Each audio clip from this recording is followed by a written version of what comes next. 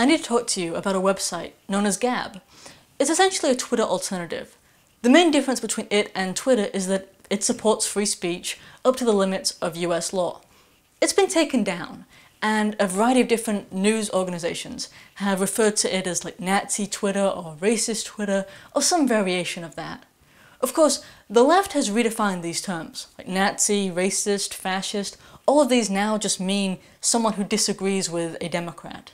That's kind of sad because they all had legitimate meanings, and now you don't even know if that's what they're referring to, or they're just talking about some decent Christian conservative person.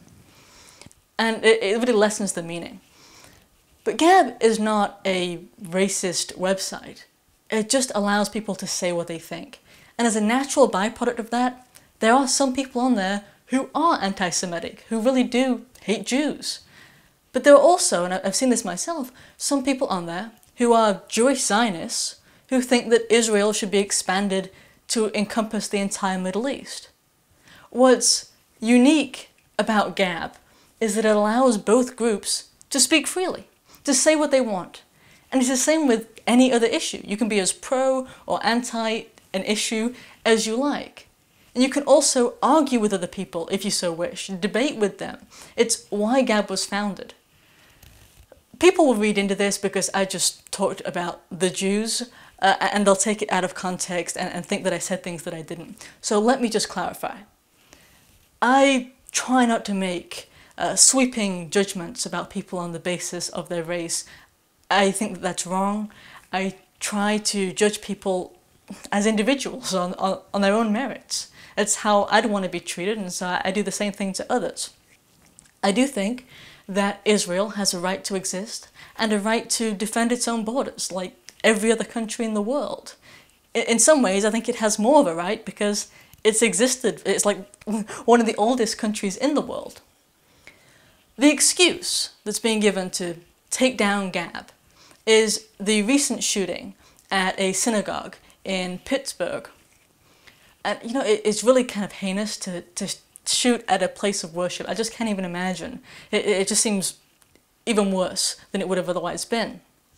Well, anyway, the shooter had a Gab account. He also had other accounts at other sites, but you know, we're all going to focus on the Gab account. Well, before he went on his shooting spree, he posted to Gab, and he said something about refugees, and then he ended his post with, "Screw the optics, I'm going in." If you read that at the time, you probably wouldn't know exactly what he was talking about. Of course, hindsight is 20/20, and we know now what it was that he meant. As soon as Gab found out that he was one of their users, they reached out to the FBI and offered as much data as they wanted so they can make a good case against this guy. As far as I'm concerned, Gab did everything right. But now there's been a coordinated effort to blacklist, or the word we're using now is deplatform, but to eliminate Gab off of the internet. Gab's hosting provider provided them with just 2 days to move. A hosting provider, for those who are less technical, is a company that hosts all of your data. If you own a website, they store all of your data. So if every post that you post to Gab, every image that you upload will be stored at the hosting website.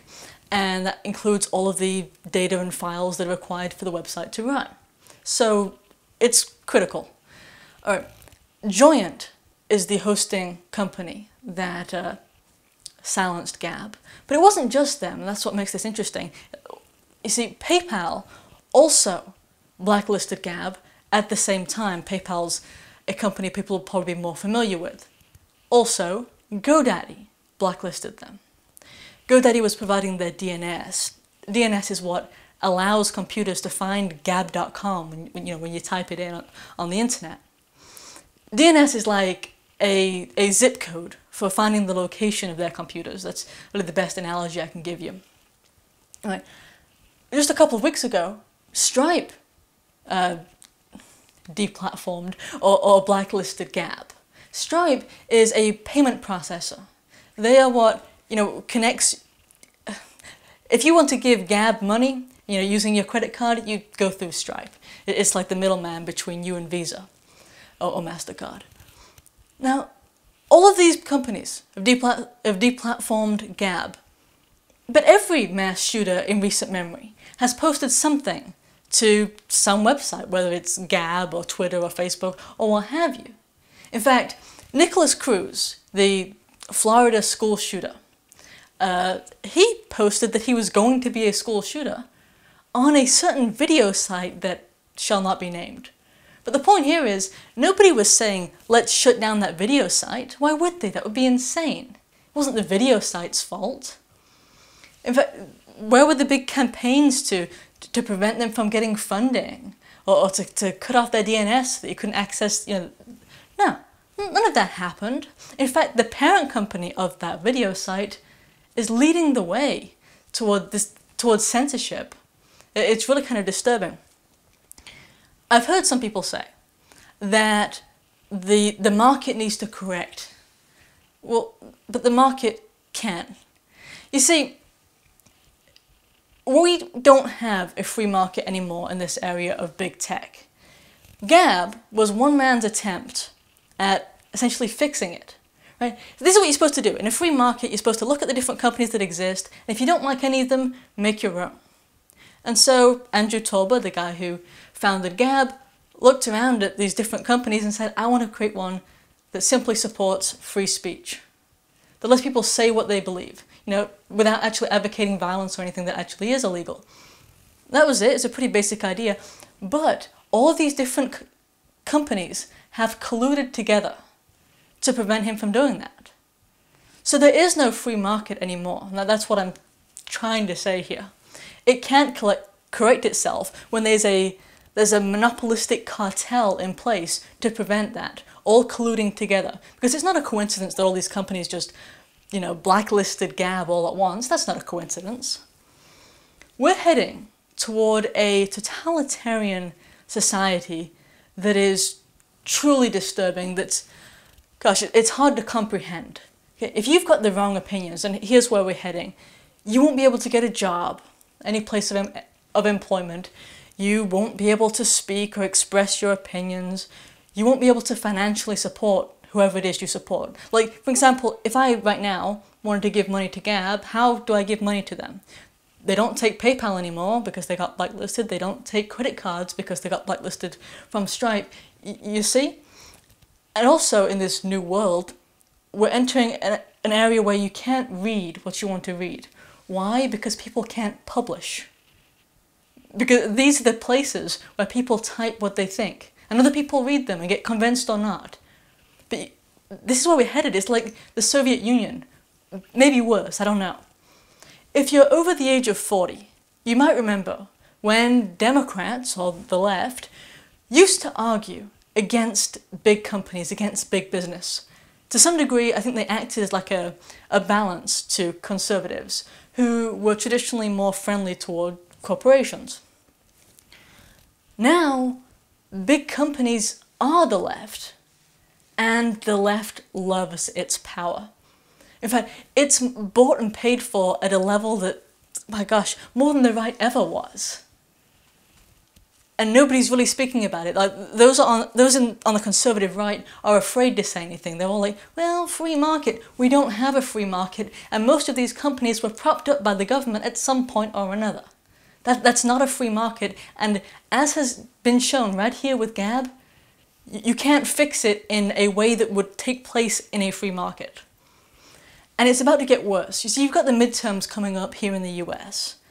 And if the Democrats take power, you'll have a fascist-like system. Remember, Benito Mussolini, who ought to know, said that fascism was the merger of state and corporate power. Well, that's what you'll have, because we see what's happening, in these corporations, and if you have them as the state, yeah, that's actual fascism. Yeah, I know they like to call us fascists, but that's what we're talking about, and that to some degree has already happened. Some may recall that Barack Obama talked with Mark Zuckerberg, the founder of Facebook, and asked him to, make some tweaks to the algorithm, shall we say. Also, a variety of different Democrat politicians have spoken openly about how these companies need to crack down on fake news. Of course, when they say fake news, they don't mean CNN. They mean dissenting opinions. They mean, well, people like me. And of course, we get back to the redefining of words, right? Because, you know, their whole fake news is not the same as our fake news. It's not what's actually fake. It's actually what's true, right? And this is just like with the whole fascist and the Nazi thing and the racist thing. But they use these terms, my gosh, they project them, right? I mean, they project them onto everyone else. They call us fascists, but you see what they're actually doing. Independent journalists and commentators, like me, they're your best source of information. If you want the truth, with like all there is at this point. So you need to support them or us. You know, we can't operate pretty soon.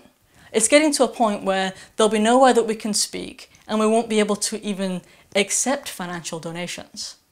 Just to try and get you to understand how big of a deal this is. This isn't just about Gab. Gab was a huge website with hundreds of thousands of people there. You know, and it has mass media coverage. But what about all of the people, you know, like me, who provide independent news information? How easily could they get rid of people like me and just cut off the availability of funding? That's where we're going. Freedom is precious, and it's a relatively new idea, relatively, in human history. If we don't fight for it, North America and Europe will be thrown back into a period of darkness, and future generations won't even know what real freedom is. This is a big deal. Like, fighting this fight is essentially like saving the world. I mean, I'm really not overstating how big of a deal this is.